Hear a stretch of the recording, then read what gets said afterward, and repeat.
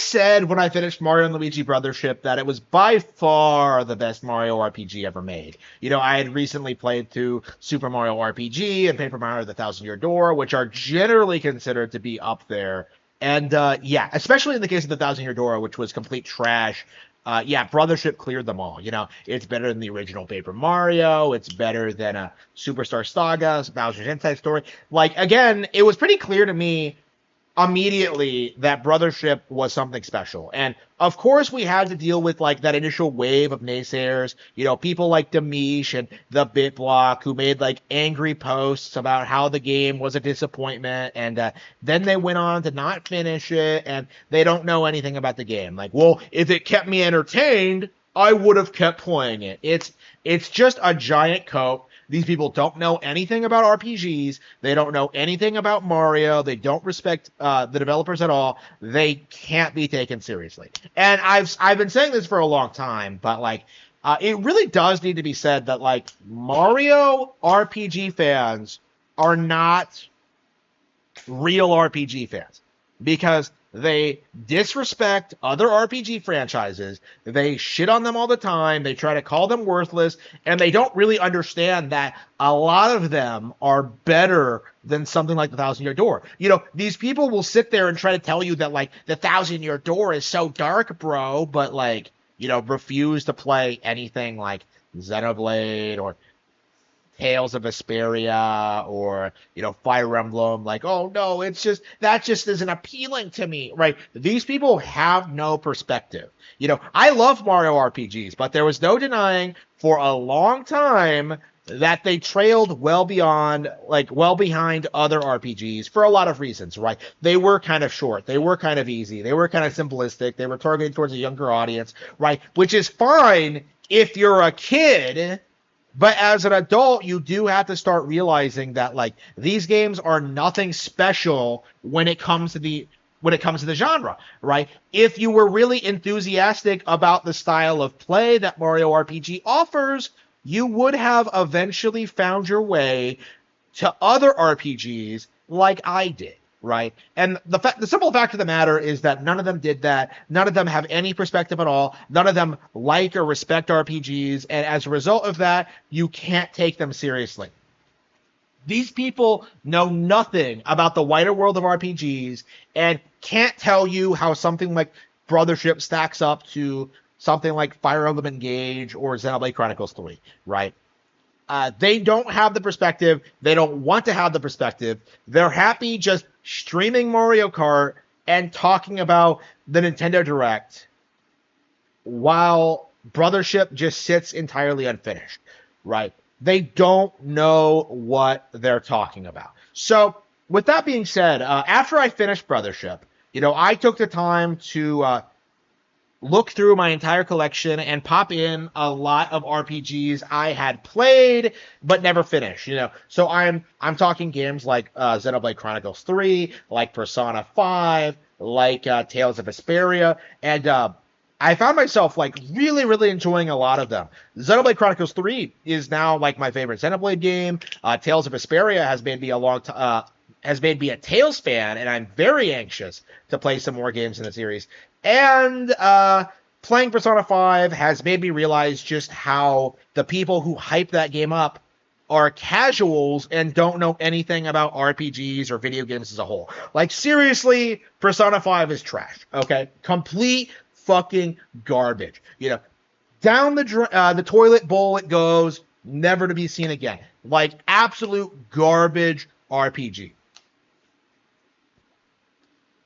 So with that being said, I've played all of these like extremely popular, critically praised RPGs. On top of all the other games I've played recently, games like Final Fantasy VI, Final Fantasy V. I played like a good like 5 hours of like Final Fantasy IV. I've beaten the game before. I've been looking through my collection. I've been like I'm looking forward to like upcoming RPGs. I'm really on an RPG kick right now, right? I'm playing a lot of this stuff, and I really want people to understand this when I say this, because I'm not being hyperbolic or ridiculous, but like Mario and Luigi Brothership is absolutely one of the best RPGs I've ever played.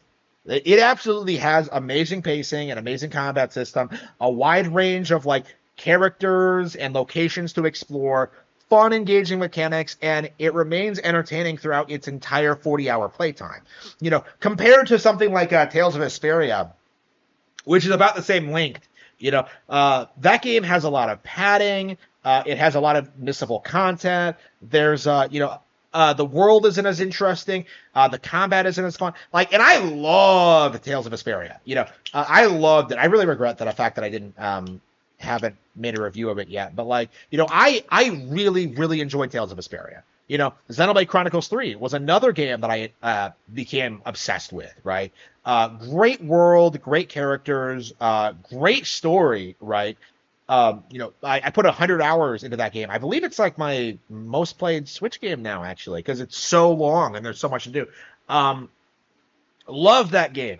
Not as good as Brothership, right? Because Brothership understands that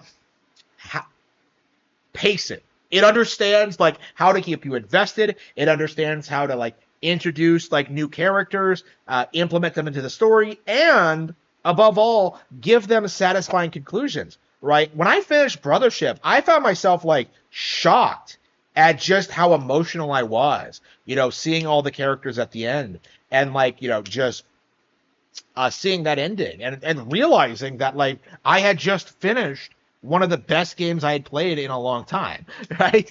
Brothership is a huge step above what like previous Mario RPGs have accomplished, right? And at this stage, it really feels like the vast majority of the audience doesn't want to admit it, right? The core problem with Mario RPGs throughout their entire history is that they're too ingrained in the Mario aspect and don't really do a lot with the RPG aspect, right? They don't actually make you feel like you're going on this big epic adventure, right? The locations tend to be rather stale and derivative, right? There's not a whole lot going on with the story of the characters, and Brothership fixes all of these problems that I think a lot of people never even realized were problems with these older RPGs. The big thing people always say about this game is the pacing. Like, oh, there's so much talking. Oh, these characters, I don't care about them.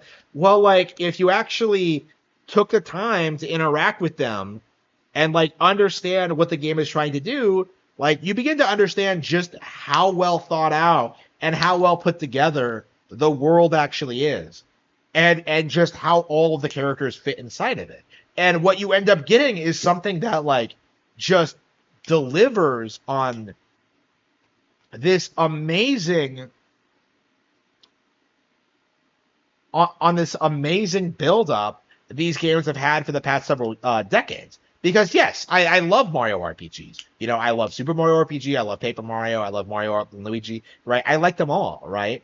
And Brothership really took those games to the next level. And as of right now, we still have a handful of individuals who desperately want to act as if this game wasn't important, that it wasn't special, that people didn't love it, and that simply isn't true. This is a game that's very, very special and important to me, and one that I really desperately hope other people discover later on down the line. This is a very good example of just why Nintendo beats out the competition.